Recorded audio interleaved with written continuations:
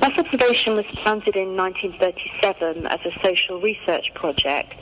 It was an organisation that was independently funded, so it wasn't linked to the government at that particular stage.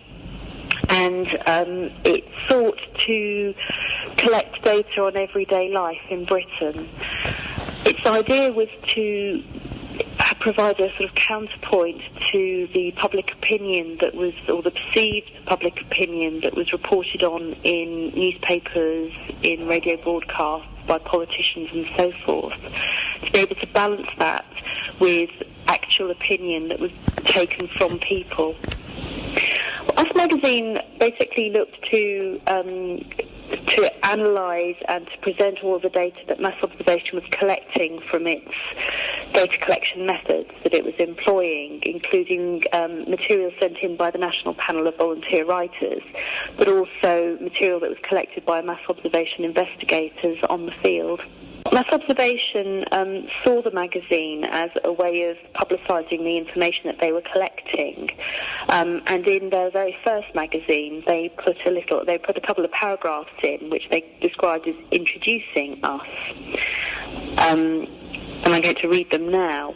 In this weekly service, we present information which is not available from any other source and which is vital for the intelligent understanding of our rapidly changing world. Public opinion, most potent force in this world, is also the least known, most misrepresented. We shall survey and analyse public opinion and mass habit in a variety of fields, from Horvelicia and margarine to sex and the Hamburg broadcasts. We hope to extend from 8 to 12 and then 20 pages, but we need your help in rapidly raising our circulation before we can do that. And we invite you to share in providing this information as well as reading it. We need you, and you need us.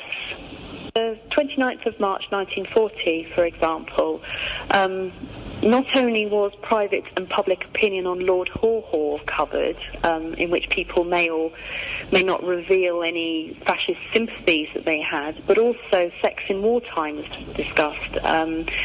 Things like wartime courtship, reasons for marrying, even birth control, and a very quaintly entitled paragraph, A Lark in the Black House. I'm not overly sure what that was about. I think it was about wartime sex and so forth, and the stork bringing the babies. But this is the sort of thing that perhaps these days we wouldn't expect to be available in a public magazine in 1940, but it was very openly discussed, and the findings of people, so people's responses to questions on sex were openly quoted. There's certainly evidence of where opinion or even policy was changed because of findings from mass observation surveys. And one example is in war posters. Mass observation undertook a survey of war posters during a brief period that worked for the Ministry of Information in the early 1940s. And they went round and asked people what they thought of the poster that had a list of your courage, your efforts will help us win this war. And the reaction of people was, well, they didn't like the sense that it was your efforts, it should be our efforts. Why was it very much being pointed at sort of what you as a population do as opposed to what we as a population do? And as a result, the poster itself was changed, so the final edition of the poster was our courage, our efforts will help us win this war. Over the initial period of mass observation, so from 1937 through to the mid-1950s, over 2,000 people contributed to the National Panel of Volunteer Writers. These people wrote sometimes for 1 month, sometimes for many years, but they responded to monthly questionnaires that were sent out by mass observation, and many of them also submitted daily diaries, which they would submit on a monthly or bi-monthly basis, recording everyday life and their opinions, their experiences and their emotions and so forth.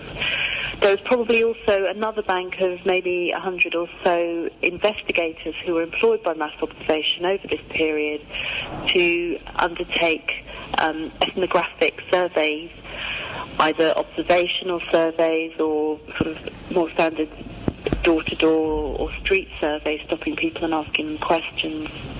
I think everybody likes to read about themselves. everybody likes, if you look at the sort of the popular magazines of today, often they will be about ordinary people's stories, or even about sort of celebrity and their lives in a way that we can relate to them.